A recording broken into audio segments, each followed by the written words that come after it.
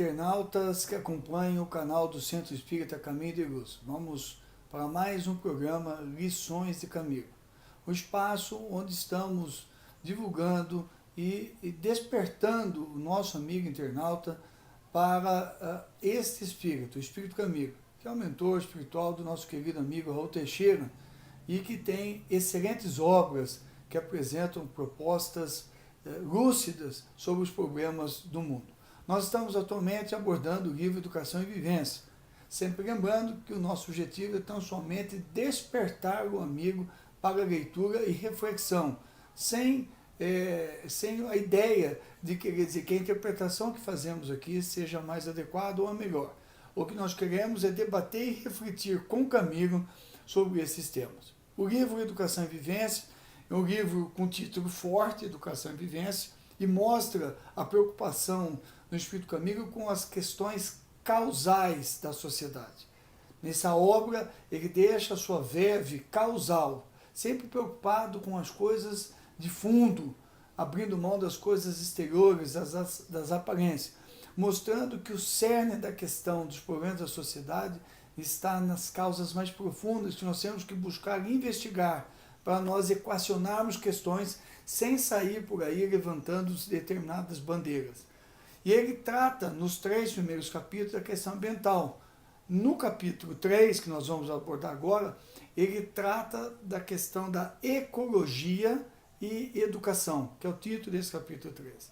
E uma das ideias que já de saída ele coloca nesse capítulo 3 é a questão materialista e a educação, né? Então, na Terra, hoje, os especialistas, as pessoas da área educacional, muita gente se pauta por uma visão materialista, hedonista. Esse é um ponto importante que nós precisamos trabalhar, porque as pessoas acabam adotando posturas, adotando linguagens em cima da ideia de uma vida só. Tudo vai acabar nessa vida, então vou aproveitar, cuidado com isso. A pessoa não tem noção do que vai acontecer. Ao passo que o Espiritismo vem nos trazer a mortalidade da alma, as múltiplas vidas, as reencarnações, que altera por demasiado, completamente, toda a estrutura do nosso agir, do nosso pensar, porque você passa a ter uma visão mais ampliada. Eu terei mais tempo para ajustar as coisas, eu poderei retornar para terminar uma tarefa que não foi executada, eu poderei recomeçar algo que não foi possível se completar e por aí vai. Isso altera muito o raciocínio filosófico, científico, espiritual, tudo isso se altera por essa visão. Mas o próprio materialista, ao ele tentar entender o mundo pela sua lente de uma vida só, de uma vida que termina, que não há nada depois da morte, ele acaba, como diz o Espírito Camilo, promover diversos paradoxos em suas afirmativas. Isto é muito comum. E na área, ele diz, na área dos estudos ecológicos, isso se repete, o que exige de nós alguma meditação para nós alcançarmos o ponto ideal, né?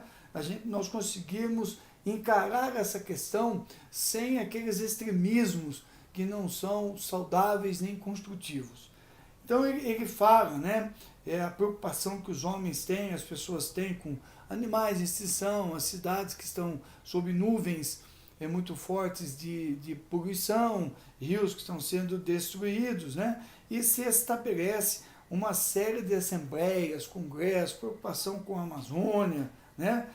Tratados, discursos de todos os tipos, todos os, vamos dizer assim, os ecossistemas da natureza são efetivamente tratados, o micro-leão é preservado, o pirarucu é preservado, o ornitorrinco é preservado, a broilers é preservado. Por todos os cantos nós vemos uma preocupação em preservar a fauna, a flora, os rios, mas o que é louvável. É louvável. Não está aqui, Camilo não vem dizendo em nenhum momento isso, muito pelo contrário, né? Então, voltam-se, ele diz aqui, para a defesa das águas fluviais, lacustres, marinhas, para impedir que sejam lançados venenos, né? Para que se impeça desastres ecológicos e por aí vai. Por fim, fala-se da natureza, da camada de ozônio, do sol, que tal elemento está destruindo a camada de ozônio, a poluição sonora e por aí vai. No entanto, Camilo alerta. Ele diz assim: há que se pensar um pouco mais detidamente sobre tudo isso, porque nessa hora de infinitos interesses pelo planeta azul, entre aspas, como chamaram a Terra, afetivamente, corajosos e triunfantes astronautas, vemos nas megalópolis morrerem centenas de crianças e de idosos, nas mãos covardes de grupos de extermínios ou nas teias cruéis da indiferença social. Então nós vemos essa indiferença graçando, né? Muitas vezes, usando do seu livre-arbítrio, casais que optam por filho ou por não ter filho, crianças ainda abandonadas em orfanatos, bairros pobres esperando as mãos abençoadas, idosos que são abandonados pela família, grupos de extermínio com beneplácito de muitos desses que levantam bandeiras para defender o meio ambiente, crescendo, se avolumando, né? Então ele chama atenção para essa questão. Vemos nas megalópolis morrerem centenas de crianças e de idosos. E vai mais além.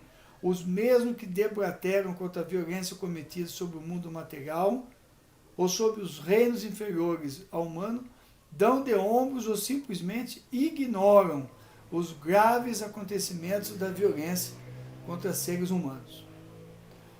Aí nós ficamos a pergunta: qual a escala que está? Quem que está mais prioritário? O ecossistema, os seres inferiores à criação ou os seres hominais, os homens? Dá um bom debate, não dá, gente? Dá uma boa reflexão.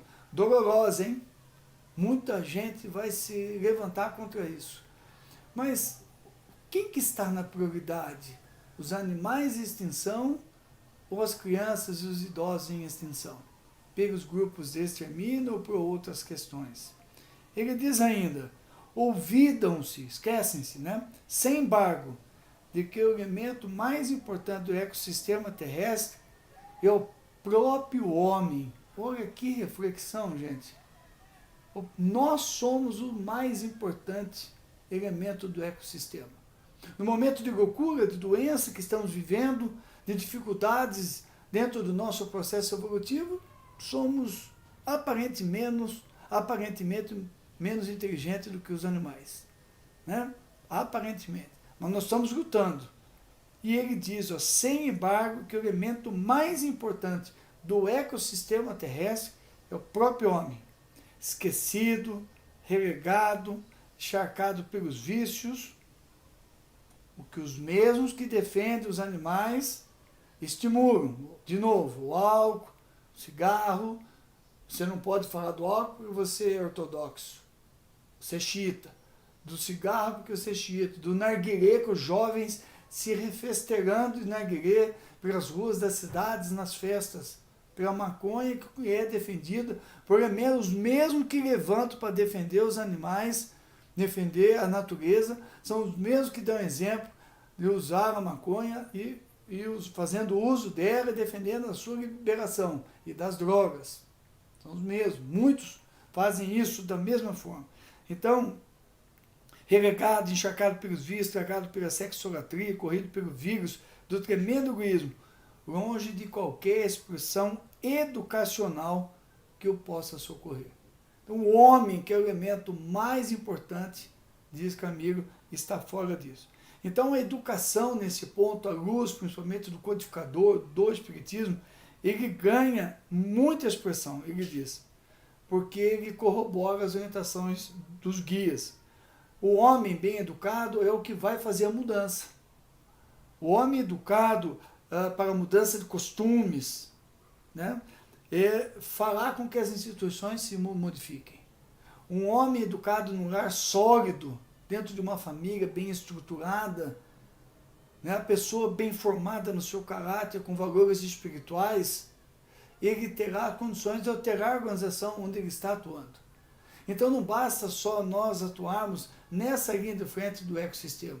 Precisamos usar a mesma energia para exigir dos governantes, para exigir do poder público, para exigir da sociedade é atenção à educação. Não é essa educação que está sendo feita aí, porque entra governo, sai governo, é a mesma coisa, não muda nada. Mas que nós tomemos as rédeas desta questão. Ele diz assim, somente o indivíduo humano moralmente bem formado, moralmente educado, atingirá o nível de entendimento do mundo e de respeito à vida, né? Então, ele não vai ter mais impulso para destruir a sua casa. Não terá mais o porquê de fazer a discussão do que ele está fazendo. Naturalmente, ele vai se melhorar. Se ele está bem com ele sabe os propósitos da sua vida, porque ele está na terra, está de passagem pela terra, ele altera a sua forma de pensar. E vem o carinho pela sua casa, a casa que o acolhe. Isto faz parte. Então, nós não podemos, ele diz que se cuide dos animais, das plantas, de tudo isso é importante, frisa Camilo, ele deixa claro isso. Todos esses movimentos ecológicos são importantes, mas nós não podemos esquecer das crianças, dos adultos, dos anciãos, dos seres humanos em geral, né? Para que não se torne esse procedimento de cuidar da natureza, da ecologia, uma paixão neurótica, radical e que gere mais divisão do que união e respeito por todos. Então ele vem nos alertar sobre essas questões educacionais da nossa própria educação em referência às questões ecológicas. O quanto que eu estou me envolvendo com esses processos, quanto que eu estou sendo um tanto quanto radical com essas questões e não estou olhando para um outro aspecto. Então o papel do Camilo, a proposta do Espírito Camilo é nos despertar para este equilíbrio entre educação e a nossa atuação ecológica, sempre lembrando que a casa terrestre, o ser mais elevado é o homem, mesmo que alguns não admitam. O elemento mais importante deste ecossistema somos nós e precisamos ser cuidados. Nós precisamos nos cuidar uns aos outros para que então a casa terrena seja saneada. Vamos refletir, gente. Não precisa concordar, não. Vai lá, lê o texto e tira suas conclusões.